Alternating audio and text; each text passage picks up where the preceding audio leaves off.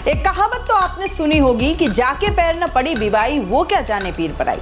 मतलब ये कि जो भी अभावों में या बुरी परिस्थिति से गुजरा ही नहीं वो क्या जाने की पीड़ा क्या होती है। लेकिन ये कहावत उदयपुर के कुछ मुखबधिर दरिंदों ने ही झुठला दी है, क्योंकि अगर वो इस पीड़ा को समझते तो शायद अपने ही जैसी मजबूर और परिस्थिति की मारी एक मुखबधिर लड़की को यूं अपनी हवस का शिकार न बना डालते। जी हाँ, ये भयानक हादसा शांत आबो हवा वाले उदयपुर शहर की वो खौफनाक कहानी बयां करता है, जहां इस सच पर विश्वास करना भी मुश्किल हो जाता है। बात को समझने के लिए पूरी कहानी से आपको रूबरू करवाना बेहद जरूरी है। उदयपुर के हिरणमंगरी इलाके में एक मुखबधिर युवती के साथ दुष्कर्म के बाद गर्भवती होने का मामला सामने आया है। युवती के साथ अलग अलग वक्त में 4 युवकों ने दुष्कर्म किया।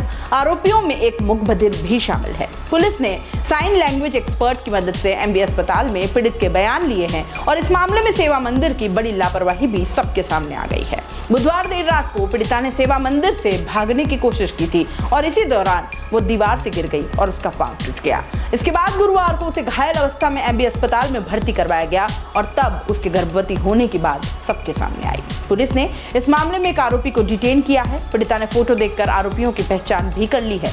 जानकारी के अनुसार कुछ दिन पहले हिरणमंगरी सेक्टर 3 विवेक पार्क के आसपास कुछ लोगों ने एक मुखबधिर युवती को लावारिस अवस्था में घूमते देखा तो इसकी सूचना सीडब्ल्यूसी को दे दी। इसके बाद पीड़िता को सुखेर स्थित सखी सुरक्षा शेल्टर होम में रखवाया गया था और 5 दिन पहले ही पीड़िता को सेवा मंदिर भेज दिया गया। सामान्य महिलाओं के बीच यह मुखबधिर युवती रहने में बेहद परेशान हो रही थी। ऐसे में वहां से भागने के प्रयास के दौरान उसका पैर टूट गया। गुरुवार को सेवा मंदिर से पीड़िता को एमबी अस्पताल भर्ती करवाया गया और यहाँ पहुंची पुलिस ने युवती के बयान लेने के लिए एक एक्सपर्ट को बुलाया, जहां उसने 4 लोगों द्वारा उसके साथ अलग अलग समय पर दुष्कर्म करना बताया। थानाधिकारी राम सुमेर मीणा ने बताया कि बच्ची की मेडिकल रिपोर्ट में सामने आया कि वह 5 महीने की गर्भवती है। वहीं एक्सपर्ट की मदद से लिए गए बयानों के बाद बच्ची ने दुष्कर्म के आरोपियों को भी पहचान लिया है। पीड़िता के बयानों को दर्ज कर लिया गया है। समाज सेविका परवीन बानो के अनुसार युवती के साथ हुए दुष्कर्म के मामले में परिजन ही पुलिस को गुमराह कर रहे हैं।